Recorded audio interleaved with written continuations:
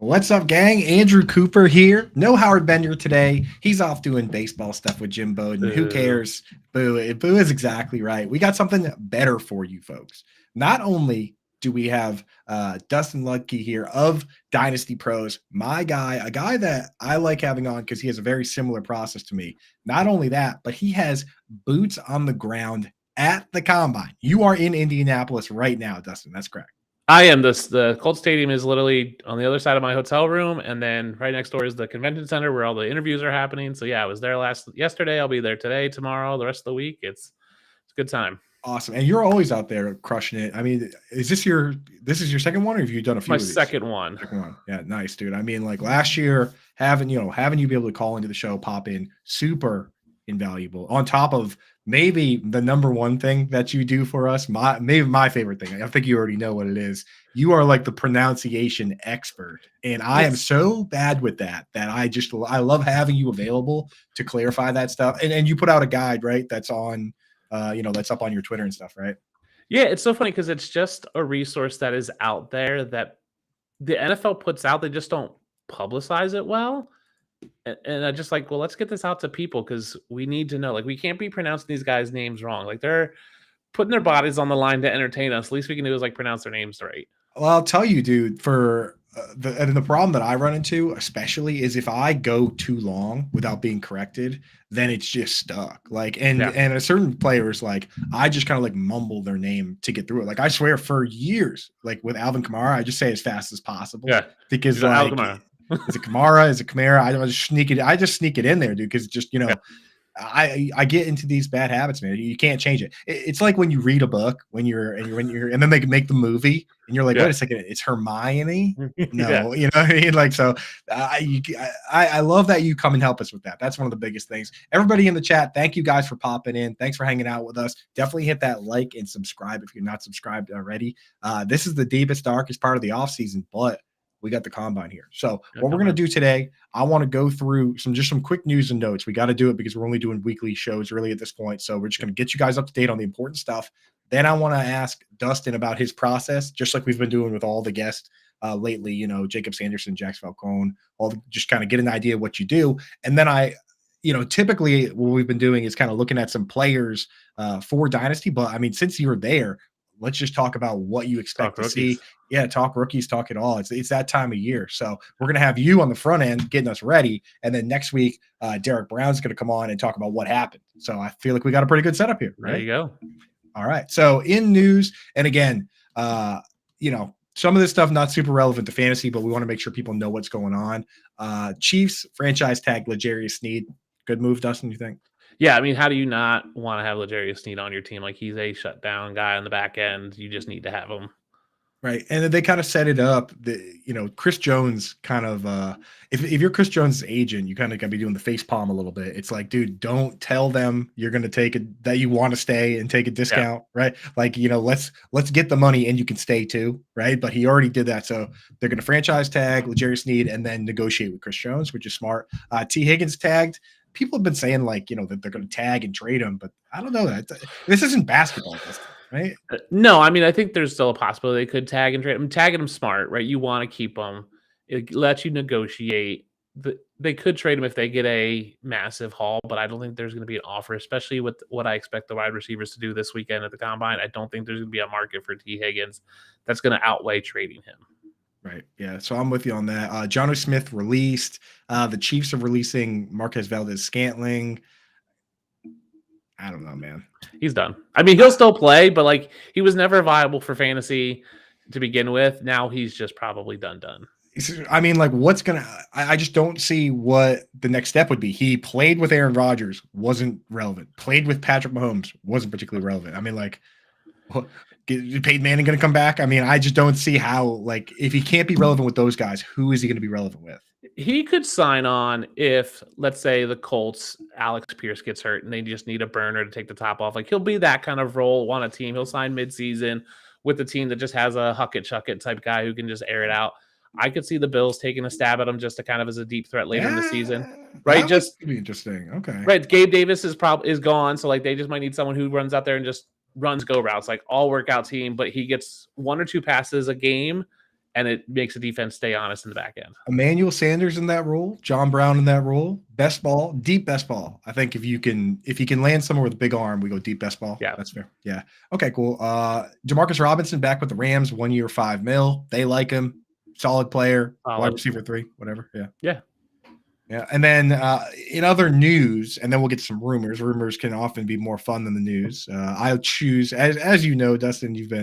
We've been talking about this stuff for a long time. That my policy is to accept all rumors as true until proven false. Yes, so it's more fun that way, right? If it's not true, well, come on out. You can come on the show, tell us it's not true. So we'll accept all rumors as true until proven false. But these are not rumors. These last couple things here, and this applies to what you got going on out there, man. I know it's disappointing for us. Marvin Harrison, Malik Neighbors won't run or test at the combine. Caleb Williams, Jaden Daniels also said they're not going to throw. Did I miss anybody? Is there anybody else that came out and said, I'm so good that I don't need to do any of these? No, that's been it so far. I'd be surprised if I wouldn't be surprised if we see another guy today, tomorrow come out and say, yeah, I'm not going to run or I'm not going to do something.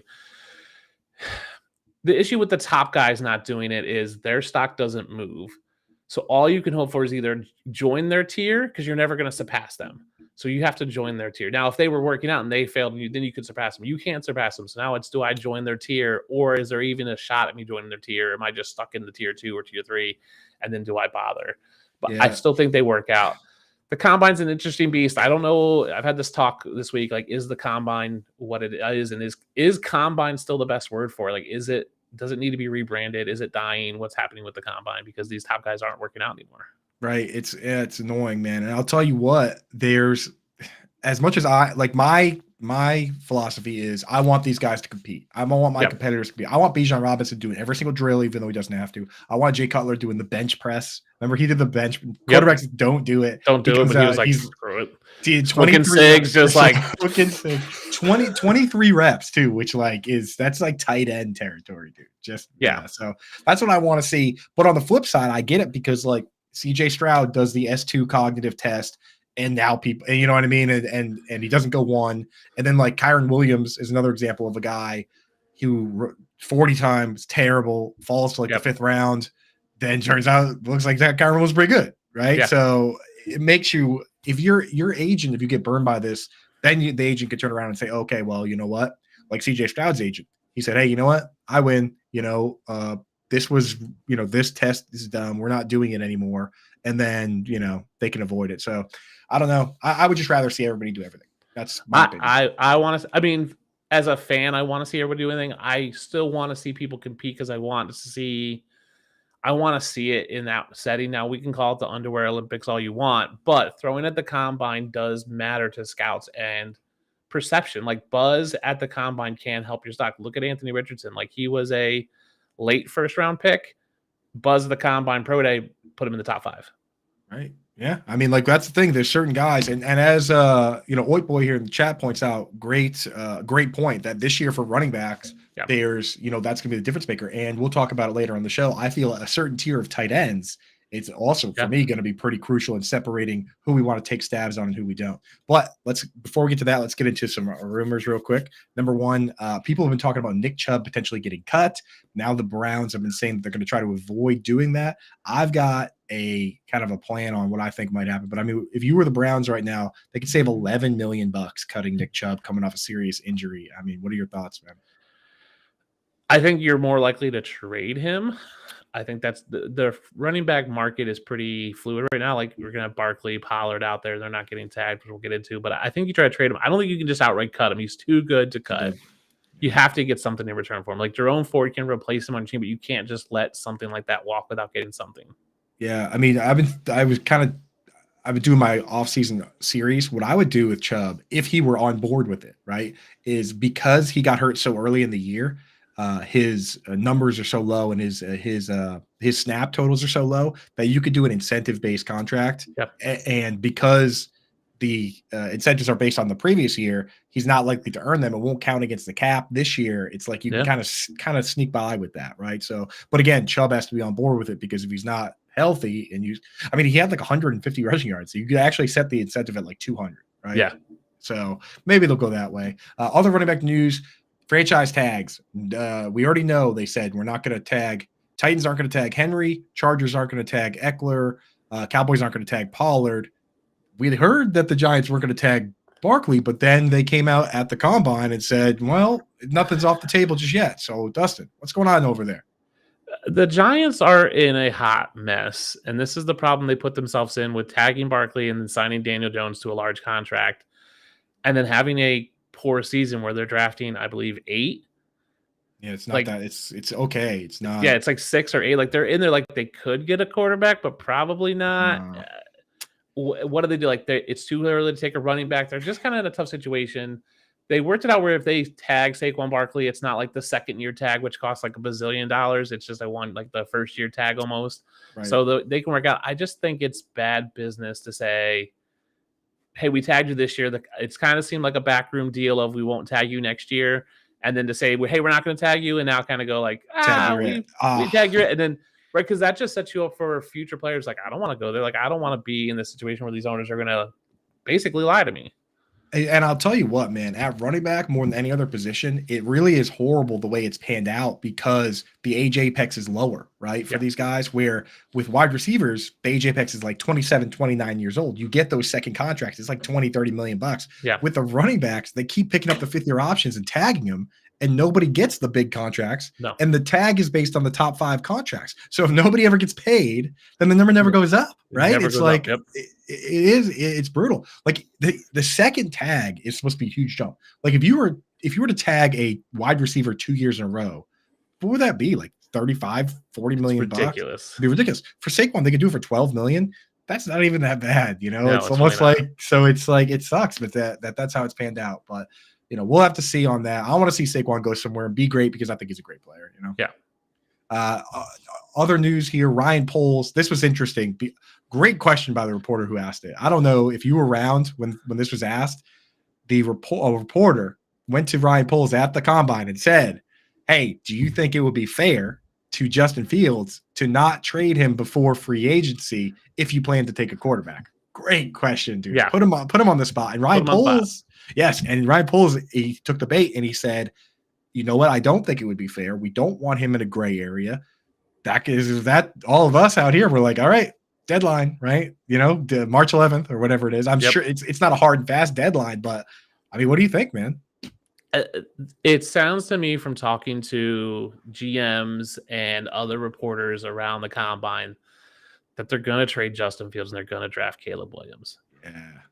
And it does sound like free agency is kind of their own internal deadline they've set themselves to trade him by because they want – if you wait into free agency, you start seeing guys get signed, Kirk Cousins, those guys, and the landing spots, there's less places for him to go. Right. So I think they're going to end up trading him soon. I don't think it'll happen this weekend. I think the deal will be in place. I don't think we hear until next week. Yeah, awesome, man. Wendy, what's up in the chat? Mile High Luke, how we doing, guys? I know they're all big. Wendy will be down here, I think, this weekend, so she'll be at the combine. Oh, Wendy going down? So. Nice. You guys gonna link up on at least a picture, but if not. Yeah, we'll get a picture. I think she doesn't know yet, but I have plans to go out for ice cream one night. So, you know, we're all going to pal around. So. Yeah, and real quick before we go on the next thing, I wanted to give a quick shout out to my buddy Brad Starks and the Bourbon Bowl. Nice. Yeah, I've yet to win. If you win, you do get some bourbon. Howard Bender won one year, got a little bourbon, but I at least get to wear a shirt, dude. Shout out to Brad Starks. Shirt just came in the mail, so I had to throw it up there for him. Awesome. Yeah, I mean, and the mistake I made was I showed my wife the shirt. And before, you know, and because like you get one for being in it, and her maiden name is Rose, and it's got the big rose on it. That's awesome. So now I had to go in and buy a full price another one for her. So now we have matching shirts, but we'll be twinsies for the Bourbon Bowl. So shout out to Bourbon Bowl. As far as remaining rumors, before we get to segment 2, let me know what any of these you think has some smoke. We got Dan Campbell at the combine saying Jameson Williams could be a full-time wide receiver. Raiders come out and said they don't plan to trade Devontae Adams. Raheem Morris basically said that he thinks the Falcons are very close to contention, and he wouldn't be there if they had picked a better quarterback, which is pretty blunt. Pick one of those. Which one do you think is most interesting? The Falcons one. They are linked the most highly to Justin Fields. I heard today that a lot of the betting sites pulled down Justin Fields' next team prop bets. They pulled those down, so you can't bet them anymore, which is a sign that maybe they think something is done. and they don't want people betting on it. So I think Atlanta is the most reasonable one. It's probably going to be a second round pick. There is a possibility that the Bears package Justin Fields and a second or a third and move and get 8 from Falcons. I don't think that's out of the question. Then we have 1, 8, and 9. 1, 8, and 9. I mean, if you're the Bears, wouldn't you do that? You trade Justin Fields and a second and maybe a fourth to get 8? That would be crazy, bro. Because they could get, then you're in the market for like a Rome. I mean, like Rome Odunze. Think he'll be there at 8. Maybe. Probably depends on how it goes. But you could, I mean, if he's not there, Joe Alt, the lineman's there. Like, yeah, I still think the Bears possibly trade out of 1 to 2. Because I think the Commanders are going to give them a haul. We can get into that later, but I think they can make multiple trades, and I think they come away with possibly 3 first-round picks this year. Oh my God, that would be crazy. They already have 2. They could pick up a third one somewhere. I have been outspoken as not being a huge Ryan Poles fan in terms of like the minutia, right? But it's hard to say that his trading so far has worked out incredible for him. And of course, my big complaint with the Montez Sweat trade was that, like, they got him because they had a bad record, right? Like other teams also offered a second, but at the same time, he did the trade. He pulled the trigger. And there were a couple teams. The Cardinals were worse than them. The Cardinals, I think, had like 1 win. They could have got Montez Sweat if they wanted him, right? Yeah. So they did the trade, right? And then this trade, of course, the Panthers face planted, but I mean, hard to say it didn't work out, right? Because now they're in line to take the guy that was the guy the whole time. He was the guy that won the Heisman the year before, right? When they had the first pick. Right. Yes. So, I will put it this way. He's on my personal opinion hot seat. That's where I'm not going to say that I don't like him because you got to give these guys time. But as of right now, he's just had a number of moves I didn't love, Dustin. I agree. I agree with what you said, last week or 2 weeks ago about like he's just made the moves that he was supposed to make. It's like none of them have been amazing. Right. My fear is now that he doesn't have the job security to make the moves he needs to make now. He's going to draft Caleb Williams because he doesn't have the job security to not draft Caleb Williams because that gives him the highest. Then that he wants to win football, but he also wants to keep his job. And drafting Caleb Williams gives him the highest percentage to keep his job.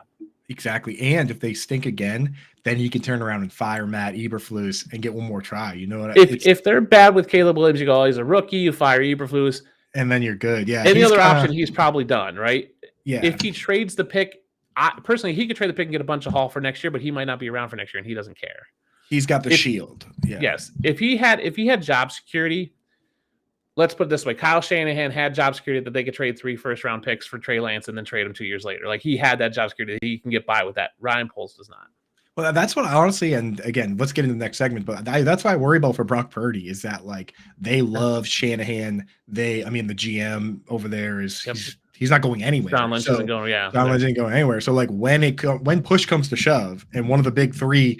You got the 3-headed dragon. Yep. When it's time to cut off a head, I don't know, dude. You cut off that wonky one, and then it's like, it's Brock Purdy might be the wonky one, dude. So I don't know, But at the same time, he's going. There's nothing to worry about at this moment because he's playing well. All right, let's get into segment 2. This is my favorite part of it because we got all these dynasty leagues, all these things going on. I like to ask my guests like, what are some tricks of yours? And first and foremost, just get in the mindset of where you're at right now, because the calendar for all of us is all over the place. I've talked about this on the show. Some people are doing college all year round. They're doing Devy leagues. They're doing campus to can. Some people like myself, like I'm doing free agency articles right now. Yeah. So great news with having you on is I can ask you what to look for this weekend, which we're going to do, and then I'll catch up. That's how I catch up is I kind of cheat. I have you on the show. We have Derek Brown on the show, and I just say, hey, what do you think? Right. It's great. So what's your calendar like? Let's say Super Bowl hits. What's next for Dustin? Next, I started looking at pathways to opportunities. So I like you. I look at free agency. Obviously, I have to do some rookie work. I don't do college. I don't do Devy or C2C leagues. I start tiering players right now. So what I've done the past couple weeks is just tier them. So these are my tier 1 quarterbacks. These are my tier 2 quarterbacks, running backs, wide receiver, tight ends down the line. And then I wait to see what happens at Combine and Pro Days over the next basically month and see where that breaks out. So currently I have 6 quarterbacks in my tier 1. Caleb Williams, Drake May, Jaden Daniels, Bo Nix, J.D. McCarthy, Michael Penix. Do I all think they're going to be tier 1 at the end of the day? No. I think what happens is that tier is going to get split in half based on pro day performances, combine performances. The problem is with Caleb and Jaden not working out. They're stuck in tier 1. So it's a matter of there's 3 guys in tier 1 or 4 guys, and I think 2 guys will drop out. And so that's what I'm doing. I'm just tiering guys. I'm not going to split hairs on is Caleb Williams so much better than Jalen. Like, who cares? Like, they're there. Landing spot's going to matter down the road. And I love that approach, man, because it's so much easier to, in my opinion, and I got to do this with tight ends in the offseason too with my rankings, is I take the big ball of clay, and it's so much easier to cut parts of it away as like, so you got all these guys, and right, like, and then let's say the Cowboys go out and get a big wide receiver too, right? Then I can just cut Jake Ferguson away. And but it's so put him down. You put them away, but it's so much harder to take guys that you've already cut and stick them back in there, like in your mind. So I love that approach where it's like, okay, let's consider everyone. And then as we get reasons to remove them, for instance, one of these guys falling into the 3rd round of the draft, right? Then you cut them away, dude. So I love that setup. And do you post those in an article or on your Twitter? I tweeted them out the other day. I know it was coming out the combine. Like, here's my tiers. Good. It's just, there's pieces to the puzzle for each player. We can look at, I say this, there's 4 things we need to know about the players: mental, heart, physical, and opportunities. We can look at their physical stats. We can look at what they did in college. We can see their production. Now we're going to start seeing their measurables and their 40 times and all that kind of stuff. So we look at that physical and we know what it is. And they could be physically gifted. We got to start looking at the mental and the heart for the game. Right. So last year I fell in love with Roschon Johnson, Zay Jones, because they had the passion for the game. You could see it when you talk to them. They had the mental capacity for the game. That's all fine and well, but until they get the opportunities they're given, it doesn't matter. Because we've seen guys, Jamarcus Russell, physically gifted, got the opportunities, but didn't have the passion, didn't have the mental, flamed out. We've seen guys, Josh Rosen, had the passion for the game, had the physical abilities, had the mental capacity, didn't get the opportunities, flamed out. Yeah. So you have to have all 4. And when we see all 4 come in unison together, that's where we see these guys like Brock Purdy, who, when he got the opportunity, all the other 3 were there, and it lined up. And the physical doesn't have to be necessarily the greatest thing. It's what leads them to be the best case of who they are, the best, what gets them to their ceiling the fastest. And so that's why I'm just tiering guys, and then I'll move guys down. Last year it was tight ends: Sam Laporta, Dalton Kincaid, Michael Mayer, Luke Musgrave are all my 4 tier 1 guys post-combine. Like, they all tested well, production. Darnell got cut out of there at the combine, right? Yeah, like, he was like, okay, he's big, but but then it was, I knew that whoever went to Detroit was going to be the best landing spot. Yes. Obviously, Sam Porter were there, like, loved him. I still like Michael Mayer as like I like the other 3 as long-term guys, but I knew that was the thing. JSN.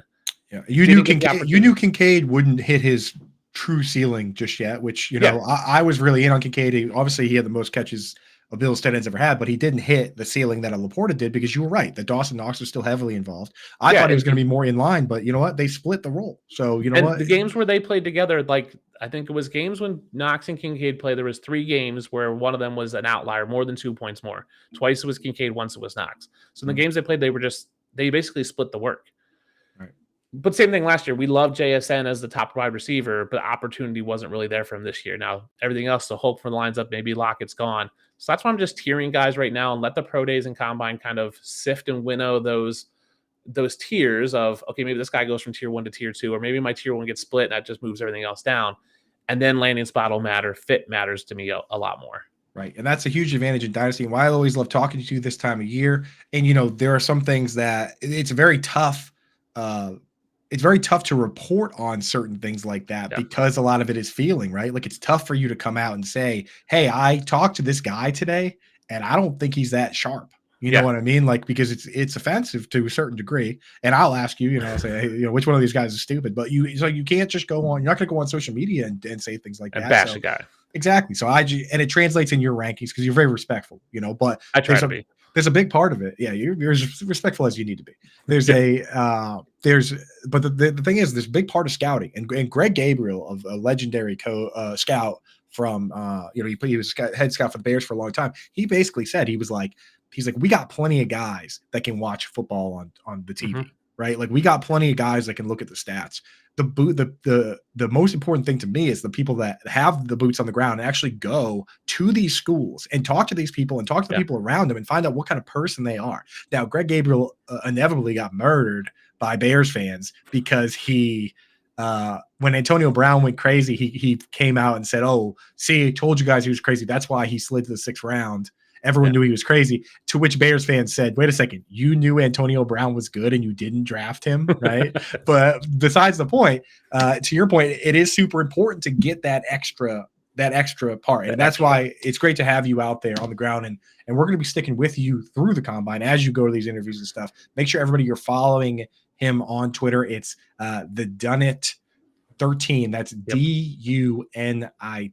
The Dunnit 13. And reading people is hard, right? Like, and I'll say this: I get to interview some of these guys for 2-3 minutes. That's it. I'm getting like 1% of time compared to what a team gets with them. But reading people is a trait that people have or they don't have, right? There's a reason why that girl from high school, has dated 3 different guys that have all cheated on because she just doesn't pick the right guy. There's a reason why your buddy owns a business and he's constantly hiring people because he hires someone, they quit a week later because they can't read people well. It's just not a skill they have. And you got to be careful too on the flip side, because Belichick, we've seen, these reports coming out that he didn't draft Deebo Samuel and AJ Brown because they were having too much fun on their visit. Yeah. And instead he drafted N'Keal Harry. Turns out football can be fun. It's okay to have fun, right? This isn't Remember the Titans. So, to some degree, you got to separate that. You got to separate the guys because, you're looking for guys that you think really can't get it. Like Tavon Austin, after his rookie year, came out and said the playbook looked like Spanish to me, which is something you should never say to reporters, right? No. But we're trying to avoid some of those guys. So why don't we get into some talk, honestly, on this combine? Like, can you just give us a rundown? And this is cool because I've never been. I want to go. Matt Deutsch, Howard Bender. Next year, how about I'm there? Me and Dustin are in the same room doing this shit. Hey, we get a little Radio Row spot, maybe. We can. I'm saying, dude, we could get all kinds. I mean, Radio Row is hopping. Prospects, coaches are in there. General managers, like we could really hook it up.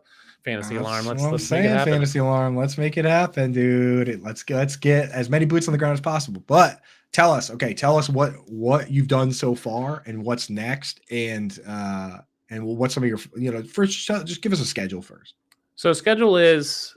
So they tier it. So coaches and GMs are, today is what, Wednesday or Tuesday, Wednesday. Wednesday was also, today was linebackers and defensive line interviews. So players interview one day with the media and then work out the next day. So defensive linemen, linebackers interview today, work out tomorrow. Tomorrow is DBs for interviews. And then they work out the following day. Then Friday will be interviews with quarterbacks, wide receivers, running backs. Yeah. Tight ends, I believe, are interviews on Thursday. They'll work out Friday with the DBs. And then Saturday at 1:00, QBs, wide receivers, running backs work out. In between them, there's also some other events. So yesterday we did press conferences with GMs and coaches. I actually got to go cover a woman in football event. So this is why I think the combine needs to be rebranded. So much more happens. They had this women in football event where they had 12 current coaches, female coaches in the NFL, talk to a symposium of 40 women who also want to get into the coaching sphere. So it's an event they've been doing it for 8 years. It was a cool thing. So they talked about, it's a 2-day event where they get to interview people. They get time with each team, people from who coach in college and high school who want to become NFL coaches on some level, women who want to become coaches. So they had female coaches talk about their experience. Then they actually brought up 4 coaches. It was Ron Rivera, Todd Bowles, Kevin Stefanski, and John Harbaugh, and they talked about their process, like how they built that culture of accepting women as coaches, like how they changed their minds, how they kind of built that culture. So this is what the combine is. It's not just guys working out and doing medicals. There's so much of. There's a player union meeting. Sorry to interrupt, but was Jennifer King there for the women coaches? She's the new running backs coach for the Bears. She might have been. There was a lot of. There was 12 of them, but it was cool just to listen to them talk about how they've grown and right in the experience of getting fired from one team, but also getting hired from a new team, and it shows like you're still valuable. It's not just one person taking a shot. Like you belong, and their saying has always been the future of football. Now their new saying is the future is now. Like they are growing, and they have 40 women there that are trying to get coaching jobs, and they had I think 40 last year, and they said I think 5 or 6 of them came out of last year and got jobs. So it's just cool. And there's down the hall was another like NFLPA meeting where they were talking about player engagement. So there's so much more that happens at the combine besides what we see as fans of workouts. So it's just been kind of like introducing to people, talking to people. My favorite thing is talking to other scouts and reporters and all these other like NFL reporters who you just maybe don't know, who cover teams more intimately, kind of get their like pick their brains on things, running into coaches in the hallway and say, "Hey, can I ask you 2 questions?" Like it's so much more chaotic than you think, but it's also more intimate than you think, which is really cool. That's awesome, man. Yeah, I got to get out there, dude. That's so cool. Yeah, and I'll tell you, like with the female coaches, like that. The reality is, like people are finally figuring out that you don't have to play football to have a great understanding for the game, right? Yeah. And not to mention, there's now a lot more ways that women can play with, like the flag football is getting crazy, and like and then even semi-pro teams, tackle football and semi-pro. But like you look at you look at like Jonathan Gannon, and it's like what's the difference, right? Like that dude, what level of football do you think Jonathan Gannon played? Like probably Pop Warner, maybe. You know what I mean? Like some of these guys, like you don't have to. And the reality is that when you go through, there probably are a lot of women out there that are just sharper than the lowest tier of coaches we have now. So why not give these women shots? And it's panning out big time for the people that are taking those risks, man. So yeah, and John Harbaugh they all talked about that. The players don't care. The players just want whoever's going to help them be best on the field and succeed. Right. So John Harbaugh talked about they have a person who does like their defensive line. She's their defensive line coach or assistant, and she basically breaks down like their get offs and their signal calls and their scouting reports, and she breaks it down in such a way that it's easy for them to understand. It's quicker than it was last year. Like this is the first year. So like he basically said she's the best they've ever had to it. And he's been with the Ravens for a long time. So just seeing like, it's not a matter of gender. It's a matter of skill, and whoever that is, that's what they need to hire. They all talked about like, we just want to hire the best coaches to help us win. We're here to win games. Whoever's going to help us do that best, we're going to do it. So they had input from analytics department, strength and conditioning, positional coaches. It was just cool to see them, young, old, just diversity in general. It was really cool to see that. But that's what the combine is. It's so much more than workouts. It's so much more than interviews and team meetings. It's all these other events that the NFL puts on. They don't often talk about. See that, and that's a beautiful thing, man. So okay, so you've got those events.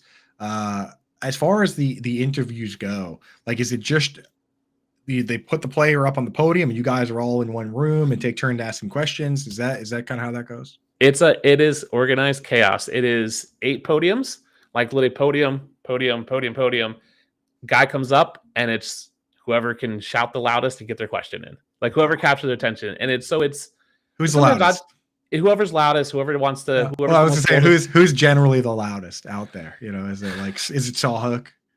Sawhook was here last year and he did all right. There's guys out here who they want to ask their questions. So I could ask, hey, Coop, what teams have you met with? And you'll rattle off all your teams. But then the Bears guy is going to go, hey, did you meet with the Bears? Because that's his question. That's his soundbite.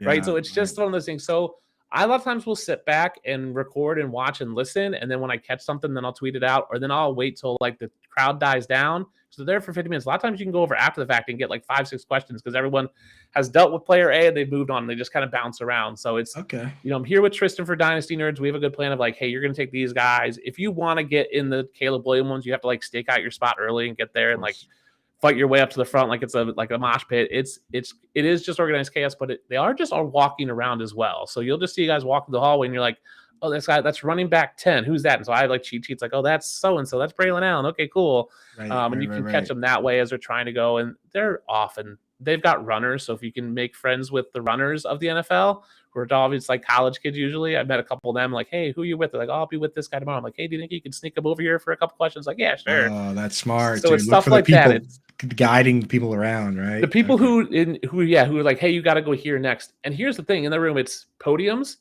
cameras, and then it's NFL Live, it's PFF, it's Sirius. Like they're all in the same room, and people are just setting up shop. Like here's a camera, lights, and they're just recording. I'm like walking behind them. So I talked to Matthew Berry yesterday. Like he was standing next to us at a press conference. We're like, oh hey, and we're like, hey, just we want to say hi. Thank you for everything you've done for fantasy. Like it's intimate because those guys are there and they're not big timing you, but it's also just chaos. Exactly. Yeah. Plus, not to mention, like we don't necessarily need you in there, for the Caleb Williams interview. Yeah. Because there's a lot of different flavors of reporters there, and that's going to be swamped. Where we need you as a dynasty guy is in with some of those deep cut guys, right? That like might not be, the beat writers for the Patriots, like Evan Lazar and those guys. They might not be all over a guy that is fringe third, fourth, fifth round wide receiver, but we need to know what's going on. Those are the guys we need the info the most on. So like, and there's not There's not a lot of fantasy focused people here either. So I try to bridge the gap between fantasy and NFL. But there's a lot of just straight NFL guys here who are like, exactly. I'm a beat reporter for this team, or I write for Patriots.com, or the Musket Fire, or whatever it's called. And so it's those guys, but there's not a lot of fantasy guys. So talking to Matthew Berry, he was like, yeah, there's not a lot of fantasy people here. It's like, yeah, there's just not. Dude, might have to steal that name, the Musket Fire, for a Patriots. I think there is isn't that a Musket Fire, but I think that's one of them. Maybe, but I don't know. That's if there isn't, there needs to be. There needs to be a Musket Fire. Okay, so give us a couple guys then that obviously you mentioned like Caleb Williams, Drake May. What quarterback that's kind of, and I'll take not Jaden Daniels either. Give me a quarterback that's from the next group down that you think could make big moves that you're excited to see. I mean, I'm excited for Michael Penix. He's in my tier 1. I think what I saw from him on the field last year shows me that he can start. Now, he's a little older, doesn't have necessarily the hype that the other guy have, but I think if he has a good combine, he could join that tier with the top 3. And then, surprisingly, Joe Milton could be a sneaky play. He's the monster arm guy, right? Dude, monster arm. I've looked at, I've seen some clips. I haven't done like my full deep dive, but I hope he's doing the drills, right? That's it's just a matter if he can show the touch and the finesse on those other routes. The issue with those is they're running with the wide receivers, and they just get like, the way it is like, all right, QB1, you get the first 3 wide receivers, so you don't know who, like, he could get matched up with low end wide receivers or high, like you just don't know. And same thing with wide receivers. Last year, I want to say it was Zay Flowers, like, was getting balls from like Taylor Bagent. Like, it wasn't like the secret Bagent man throw. It's not like he's getting CJ Stroud balls. And I think we finally saw one. And we're like, oh, that's the connection we wanted. So it's just a matter of like luck of the draw. I hope he gets somebody fast so he can show off that. I mean, those 9 months, that's the funnest thing to watch, because and I think he's just going to chuck it. If I was one of those quarterbacks and I had an arm like that, the last one I would just, what do you mean? I would just try to chuck it into the stands across. I've heard, for real though, because I've heard so many funny descriptions of this guy's arm. Somebody said, I think it might have been Derek Brown of the Fantasy Pros pod. I think he said something like he could throw a strawberry through a battleship. I heard today we were talking about someone. They said he could throw the ball through a car wash without it getting wet. I heard that too. That's a good one. I hear that's an old baseball one. That's an old baseball one. So I think Joe Milton could press. I don't think he's a starter in the NFL, but I could see him going to a team that maybe needs a starter in 2 years, and maybe just see what he does. And maybe he gets. We've seen plenty of backups get jobs and get opportunities, so he could go to a team and be a backup and then get opportunity. Okay. What's another? You got a deep cut. So running back this year, there's like not a consensus on the top, and a lot of the mock drafts I see, especially the Superflex ones, don't even have a single running back going in the first round. So like, are there any RBs, even the top group or even later on that you're excited to see? I've looked at probably 15 like top 5 running backs, and I think I've seen 20 names. Like it's just not even close to being consensus. So I interviewed Dylan Lobby from New Hampshire last week. UNH, baby, Wildcat. That's where my wife and my sister both went. I tell you, I love that guy. Like, he was so down to earth. I asked him the question. I said, if the coach lets you call one play, what would it be and why? And he broke it down. He's like, it's base 60, blah, blah, split this. And like, he's like, but this is what this means. And this is what happens. And basically it was a route that he goes out, he starts the backfield, goes out, finds out if it's man or zone. If it's man, he's running one route. If it's zone, it's another. And then but the way he broke it down was so simple, but like he also understood the game. Like, if it's zone, I'm running this because this, and if it's man, I'm running this because I know I can beat it with speed. That's a great answer, dude. Yeah, he's in my tier 2 because I enjoy he's fast. He's a Christian McCaffrey light. He's got speed. He's got the pass catching ability, but he also is, I think, big enough that I think he can handle the workload. I also kind of like Will Shipley a little bit. Like, we'll see how he does. I want to say on the Dylan is Labe, right?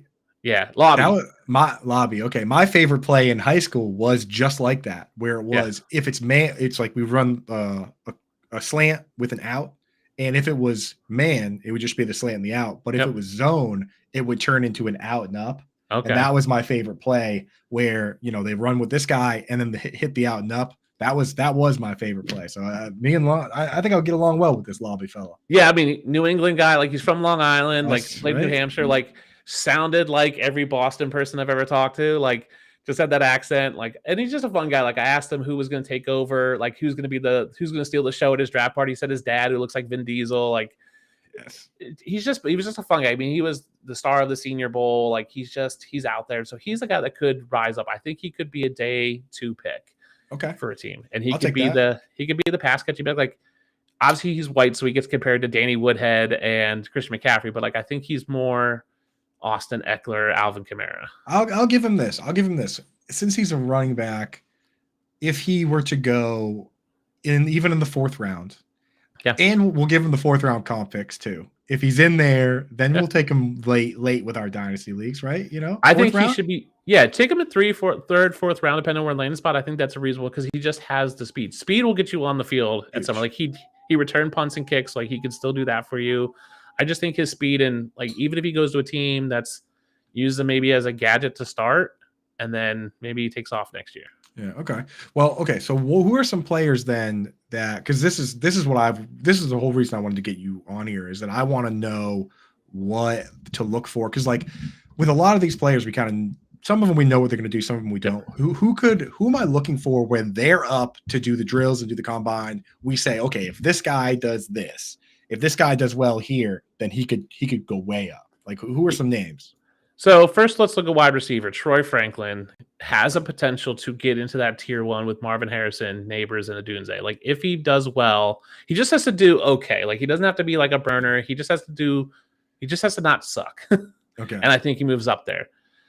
I also feel that Xavier Worthy, if he runs slow, that would be because like, he's tall, but he's very skinny, right? Yes, and he's built on speed. And if he runs slow, I think he's going to fall, and he might end up being just a drop. Like people have him possibly moving up there. I just think they're the 2 biggest movers in wide receiver in terms of up and down that we could see because I just wonder what they're going to do. And then I'm looking at JJ McCarthy for quarterbacks. Could be the 3rd best quarterback. Maybe not. Like he didn't do a ton in college, wasn't asked to do a ton. Right. So I think he needs to come out and have a good combine, throw well, and kind of get some buzz behind his name to really jump up there. They're talking like he could go to Denver at 12.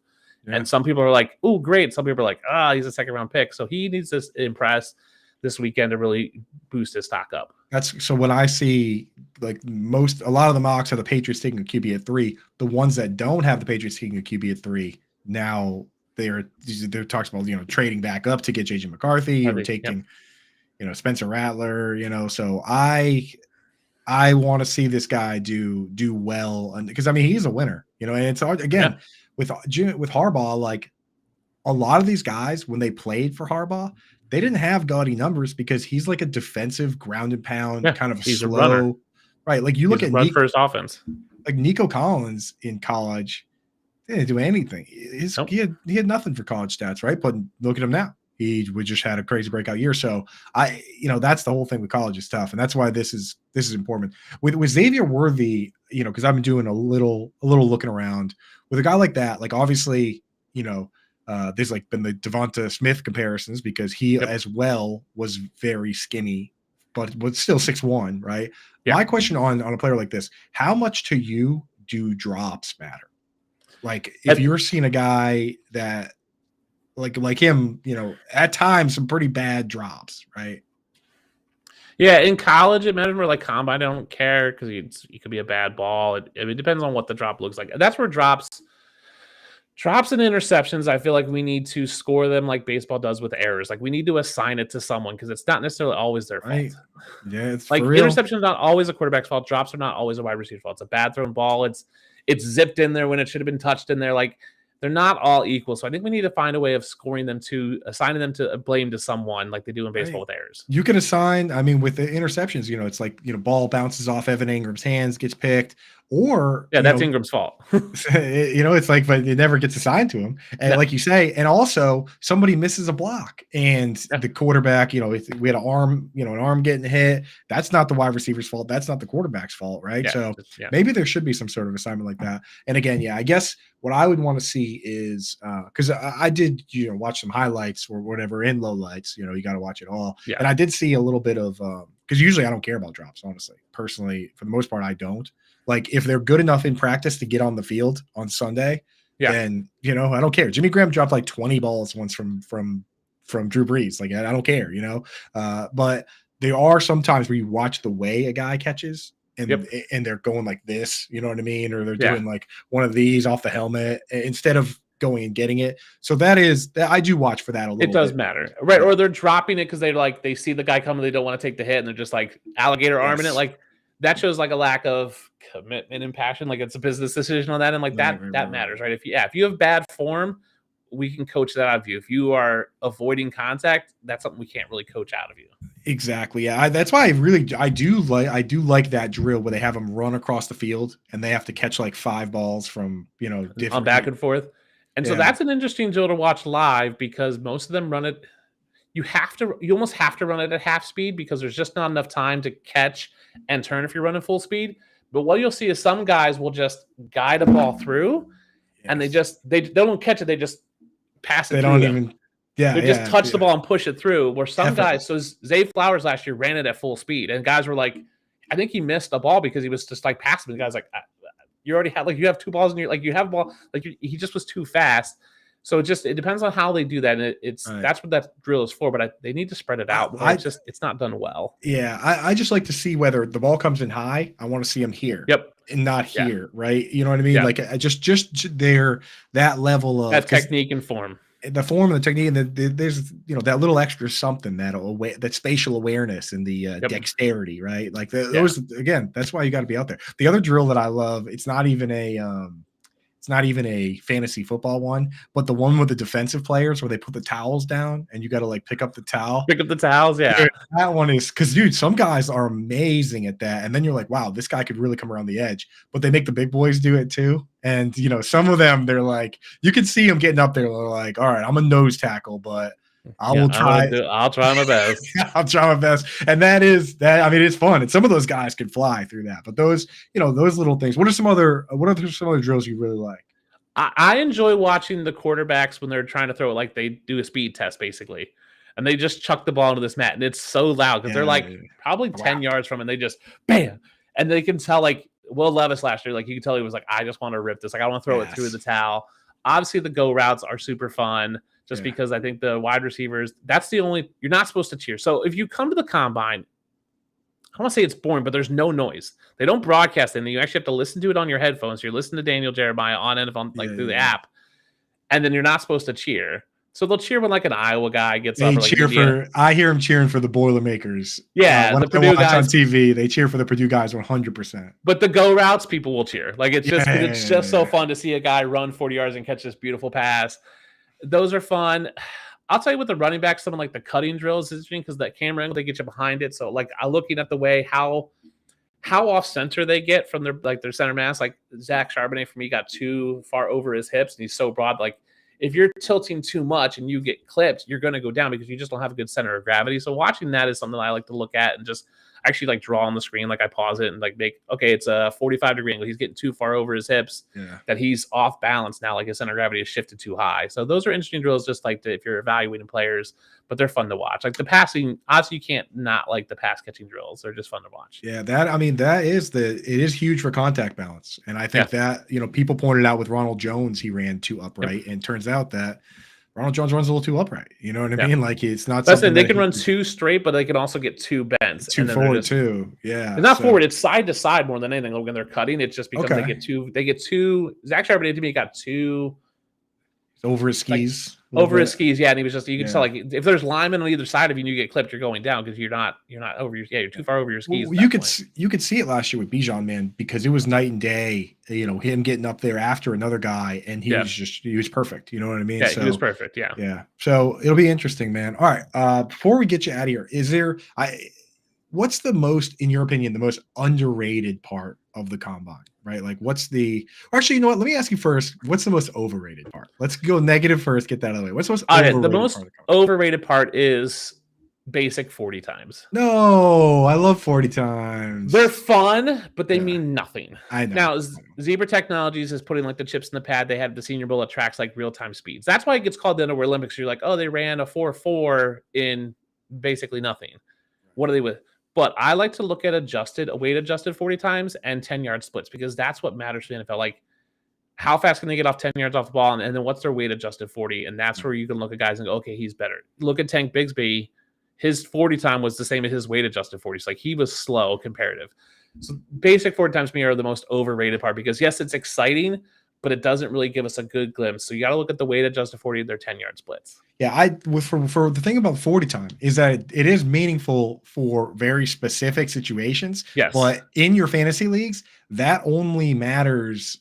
That's only like icing, and it's basically breakaway. Like it's basically the guys that can turn what would be a 30-yard play for some guys into a 70-yard play, right? Yep. And exactly. To me, that does matter at one specific position, which is tight end. And we've seen the difference between George Kittle, who runs a 4.52, and Zach Ertz or Hunter Henry, who run like a 4.74, is the fact that George Kittle has touchdowns he has like 4 touchdowns that are 70 plus yards, right? He has no tight end since he's come in the league, no tight end has more 40 plus yard plays. And that's because he has a speed, right? That's why a rookie, that's why Jake Ferguson this year, and not to bash on Jake Ferguson for the second time, but that's why Jake Ferguson could have 71 catches and have like 700 yards, whereas Kyle Pitts as a rookie had 68 catches, but he had 1,000 yards. It's because he's fast. So, and I think that for me, once you get past, because obviously Brock Bowers, super mega star. Do you have Jatavian Sanders in a tier of his own next, or use it kind of No, I have Jatavian Sanders, Ben Sinnott, Cade Stover, and Jaheim Bell all in the tier 2. Yeah. Okay. Currently. So, and Jaheim Bell, I'm gonna kind of put aside because he's to me, like he's basically just a big wide receiver that is tight end eligible, which I love, right? And we love for fantasy, especially because dual eligibility. Who knows? See if you, dude, ask Johnny Wilson if he's willing to play tight end. If you can ask one question for me, if you can ask one player one question for me, ask Johnny Wilson, say if a team asked you to convert to tight end, what would you consider it? All right, wrote it down. All right, thank you. Yeah, Johnny Wilson, that's the guy because he's like 6'7", dude, or 6'6", 6'7". He's a big boy, dude. He's like 235, 240. Like that's one guy for me. Tell him your buddy Coop is begging you to convert to tight end. The tight end whisperer wants you to convert. That's right, dude. But there is a big group of guys, and you named a few of them, especially like Ben Sinnott. Like did I say that right? Yeah. Okay. If he could be the next Cameron Brate if he doesn't have enough speed and just kind of or Kylan Granson or Anthony Ferguson as like a part-time guy, or if he's athletic enough and good enough, now gets a shot like Mike Gesicki got a shot to be a slot guy that plays. I mean, how do we get an Evan Ingram, right? Because Evan Ingram's not that big, right? So there's a whole group there where I think the speed is going to matter especially if they're going to be part-time guys. The speed's going to matter. So excited. I'm sad that it is overrated though. You're 100% right. Dude. It is. Right. But and with technology, especially with technology now that we can track their speeds with pads on in games that Zebra technology does, and AWS is using, like we don't need 40 times as much. I know. I hate when they say it. Like Sean McVay's kind of said it. The 49ers, they said that's how they found Brandon Ayuk, the GPS stuff, right? The GPS speed too. I don't know, man. I like the 40. And the other thing with the 40 time. Fun. Yeah, and the other part is that you got guys like Devon Achane, and of course he is good, but he also did track his entire life, and he did track in college. This guy's got his own spikes, right? He knows exactly how to get up. You know what I mean? Like that start is so important. And the start is everything. I talked to a guy who runs a training school in Florida, and he said I get 10 guys. He goes, and he ran track in college, and we were talking, just walking back to my car the other day, and he said that's what we work on the most is the start. He goes, because that'll make or break you. It's not fair. Yeah, exactly. Like these guys, it isn't fair. And but also like why are we making them do a track start? Can't we just like have them like line up like a running back, like a wide receiver, and just start from there? Like because the same reason everything dumb is done, Dustin. The answer is always because that's the way it's always been done. The way it's always done. Yeah, 100. That's the number. I hate that, but that is why things never change because that's the way it's always been done. Okay, well, let's get you out with one last question then. What is the most underrated part of the combine? The buzz in the room around players is the best part of the combine, whether that's in the interview rooms, whether that's in the stadium, when something happens and you can hear other people talking about it. So Anthony Richardson last year, there was just a buzz when he worked out. After he worked out, you could hear other people talking about him. The same thing with Zay Flowers, Andre Yosevich. Like there was a buzz, there was a noticeable buzz that you're hearing the names and conversations of other people are having. Ooh. And that's what's important. You hear that because that builds, that starts to go. And so last year, Anthony Richardson, they were doing the go routes. And the way it works is if a wide receiver drops it, they have an option for a second round. But the quarterbacks is just like whoever wants to throw. And it didn't look like he was going to. And everyone's like, you could just feel the anticipation in the dome of like, is he going to throw? Is he going to throw? Is he going to throw? And then all of a sudden he was like, yep. He was like, fine.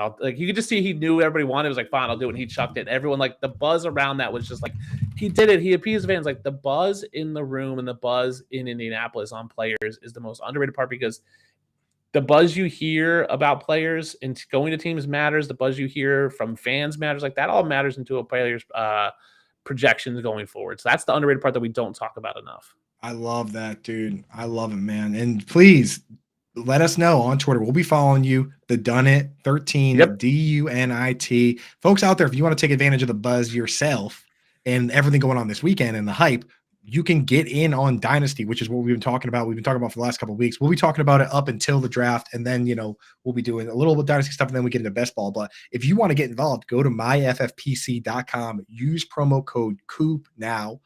They'll give you $25 when you deposit 35 or more if you're a first-time depositor. And this is where you can get involved in this. There's two ways, really. You can do a startup draft, which is starting from blank and drafting players, including the rookies this year, even before the draft, if you have a hunch, like our buddy Dunny here. Everything's in the show description. If you want to click the show description now and go check that out, use promo code COOP. Or you can go out and get an orphan team, right? And with that is like people will leave leagues, and then you can pick up their team. And that's equally fun because you'll have picks in this year's rookie draft, and you could trade all the players you don't like, get them out of here for new picks to get new players and keep all the players you do like. So 2 ways to play over at myffpc.com. Use promo code COOP. You can hit the QR code here. You can click the description. That's all set up. That's the best place to play. And again, they'll give you $25 when you deposit 35 or more for the first time. Dustin, man, thank you so much, dude. I'm so excited to see. Every year I kind of follow what you got going on because, it's you're plugged in and you know how to look for the right stuff. So it's a fun experience to come in and get to see these players and interview coaches. And it's something that I've watched the combine my whole life. So getting to do it in person has been great. And I appreciate the opportunity to come and talk about it. And well, I'm excited for this weekend. It's going to be fun. More players are showing up. They showed up yesterday and today. So we got more people coming in. So there's more people around, which just makes more buzz. And the buzz is building on certain players, so keep an eye out on your beat reporters, myself. You can catch me and Tristan for Dynasty Nerds are using the hashtag Combine Nerds 24 if you want to just follow that. That's a good hashtag. But there's plenty of people here who are just catching the buzz. Wendy's coming down this weekend, so there's we're getting a little more fantasy into the combine, which I think is great too. All right, because fantasy definitely makes the world go round. So now there's 3 things I want. 3 things now that I want. I want the question for Johnny Wilson. Okay. I want a picture of you and Wendy. All right. And I want if possible, daily buzz report, but at least an update towards Friday or so. I want to know who's got the most buzz. Because, you dropped an Andre Yoshivas there, and it's like, guys like that flying under the radar. T. Higgins, you don't know what's going to happen. I want to hear what people are saying about these deeper cut guys. Yoshivas got some buzz from his coach yesterday. So see what I'm saying, dude? All right, buzz report. Let's go. That's it for us. Thank you, guys. Dustin, you have fun out there. Thank you, guys in the chat. Thank you, Matt behind the glass. We're out of here. Cheers, everybody.